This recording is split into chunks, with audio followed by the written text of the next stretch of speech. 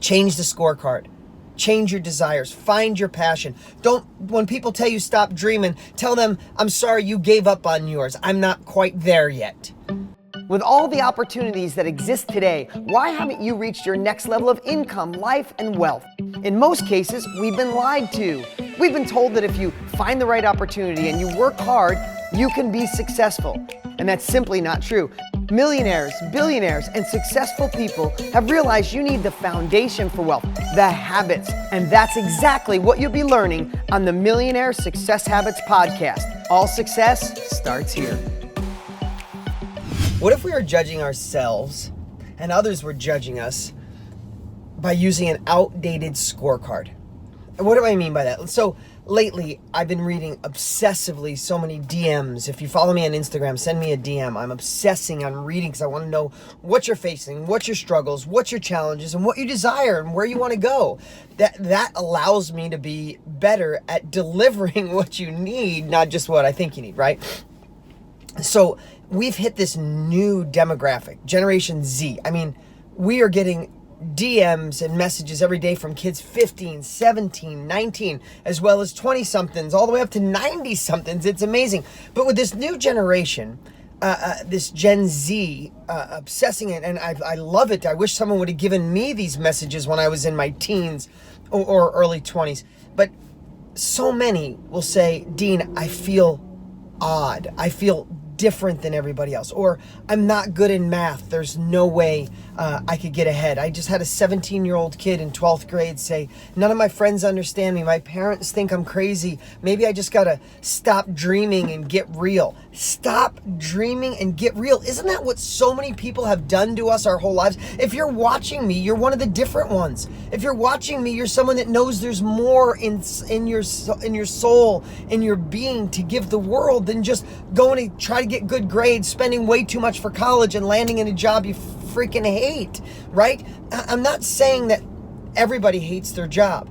Over 50% of Americans claim they hate their job, but you may love what you do. My employees, I think I could be delusional. I think they love being a part of the team, but they're striving to be better humans so they could ride up the scale, right? Get higher income, higher pay, higher opportunity, more significance, right? So this isn't about just saying jobs suck, have to work for yourself. There's a lot of people that love what they do. I think they call them intrapreneurs, right? You work inside your business, but you want to be like an entrepreneur under someone else's business, right?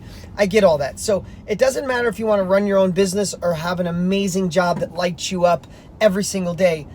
You don't have to be like everyone else. So I started this podcast by saying, what if you're judging yourself or other people are judging you by an outdated scorecard? So what do I mean by that? So I had a nice young man send me, sounded so sweet. He's doing incredible things for the world. He's trying to help people with drug addictions. He's volunteering his time. He's trying to help people see that there's more for their lives. But he's on a little bit of a funk because he's tried 3 times to pass his math classes in college and failed. And when he wrote me, he said, I guess I'll never amount to anything. I can't get through math. I'm trying so hard, Dean. I'm volunteering. I'm working to put myself through college, and I'm failing. And I don't, this is it. Maybe I got to start looking for a job and just settle for that.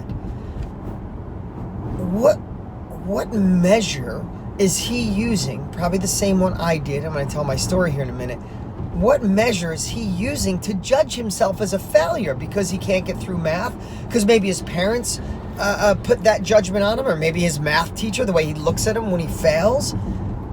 That's an outdated scorecard. Listen, I never got past 10th grade math. I couldn't figure out algebra, and when it was going to the next level, which was geometry, couldn't even face it. I found a way not to do math in 11th and 12th grade. When I went to high school, you didn't need it, so I didn't take it. Reading, I was in special reading until I think 10th or 11th grade, where I had to go and I had dyslexia and nobody acknowledged it. Mrs. Thompson in 7th grade used to call me stupid all the time because I couldn't sound out the word. She goes, just sound it out, stupid. Can't you figure it out? That hit my confidence. That hit who I was so much. I went through 7th grade, 8th, 9th, 10th, 11th, feeling a little bit like a loser, that I'd never amount to anything, that I hoped to get a job someday, because I was being judged by an outdated scorecard. Guess what? I still can't spell for shit, but I have multiple New York Times best-selling books. I'm a great storyteller. I have empathy. I care. I'm enthusiastic. I know how to fail and get back up, dust myself off, and keep going. Guess what? That's all I needed to be successful. I didn't need math. I didn't need to have proper English and my grammar be perfect. What I needed was drive, enthusiasm, and I got smart enough to get self-education like you are. Listen, if you're loving what I'm sharing, if you know this can help other people, then go to subscribe-to-dean.com right now. Subscribe-to-dean.com. Subscribe so we can give you free bonuses and gifts, and also you can help us share this message, because how many people right now, you maybe, are walking around thinking, I could do a lot better in life if I was just better at, and you fill in the blanks. Better at communicating, better at selling, better at math, better at writing, better at reading. Screw that. It's a lie. I want to ingrain this in your soul right now. The biggest lie we've ever been told is that we have to get good at our weaknesses. All that does is make you feel insecure. All it does is make you get okay at a lot of things. Find out what you're passionate about. Here's what I discovered. I can learn really well by just watching or listening. I still can't read a book, but I listen to about a book every about 10 days. 10 to 15 days, I'm done with a book. Excuse me. I'm on to my next one. I can listen to an entire book and remember it word for word. Give me that book and a peaceful place and tranquil ocean and read it, I won't remember any of it, but I know. So here's the deal.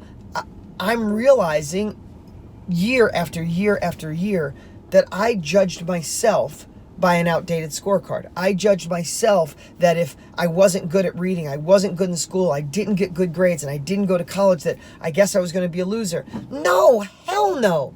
That young man has so much empathy, has so much drive. Screw math. Don't ever get good at math. In fact, never look at math again for the rest of your life. That's what we have calculators for. That's what we have accountants for. Screw that. If you're good at math, be an accountant. Run the books. But if you're not, find your passion. Get so good at something that you pay people to do the rest.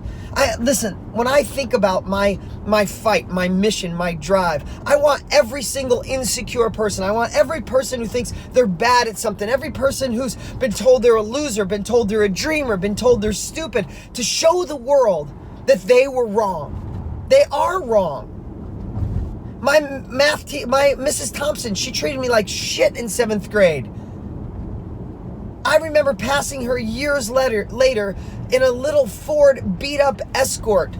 Like I'm not saying money has to do with everything, but who was she to judge me? I'm not mad at her. In fact, I'm happy for her. She was part of the ingredient for the growth in my life.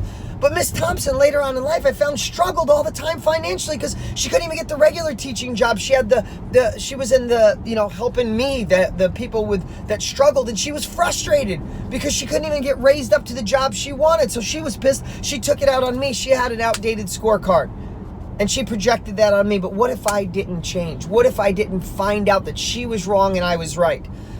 I've impacted more lives in a day than she has in her entire life. And I'm not being rude, but I'm just being honest. She was a frustrated teacher. I found out also she was left-handed. Where she went to school when she was a little girl, because she was older, they thought left-handed was evil. They tied her left hand behind her back and made her right-handed. She was a frustrated teacher. And she almost ruined my dreams. Who are you letting ruin your dreams? What scorecard are you judging yourself by? Screw that. This is your time. This is your opportunity. This new world that we live in with access like you listening to me right now. I'm shooting this while I'm in my car because I'm going to a dentist appointment. But I had this on my heart. We have access to so much knowledge. We have access to information. There's more millionaires being made every day right now than ever before in history. This is your time. There's no better time. There's no different time. This is your time. But but the only way it'll happen is if you change the story in your head. If you say, I suck at math, I can never do this, I'm a loser. No, screw that. Never focus on math ever again. Maybe some people would tell you that my advice is bad. I'm sorry. It worked for me. It worked for every billionaire I've ever met, every multimillionaire I've ever met. I met presidents. I spent time with Joel Osteen. I've spent time with Michael Jordan. All of them have the same stuff. So could they be wrong? And my grumpy, miserable, frustrated 7th grade teacher was right? I don't think so. Change the scorecard. Change your desires. Find your passion. When people tell you stop dreaming, tell them, I'm sorry you gave up on yours. I'm not quite there yet. That's the response you need to share. That's my message today. I'm fired up.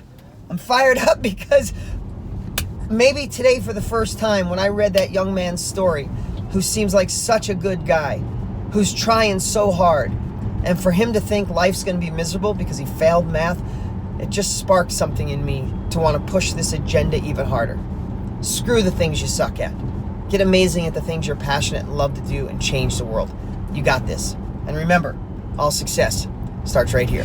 Listen, if you liked the video, make sure you click subscribe right now so you never miss an episode. And while you're there, click the notification bell so you'll know when the next one goes live. You can always follow us on Instagram, and if you don't already have Millionaire Success Habits, you can grab it for free at deansfreebook.com. Remember, all success starts here.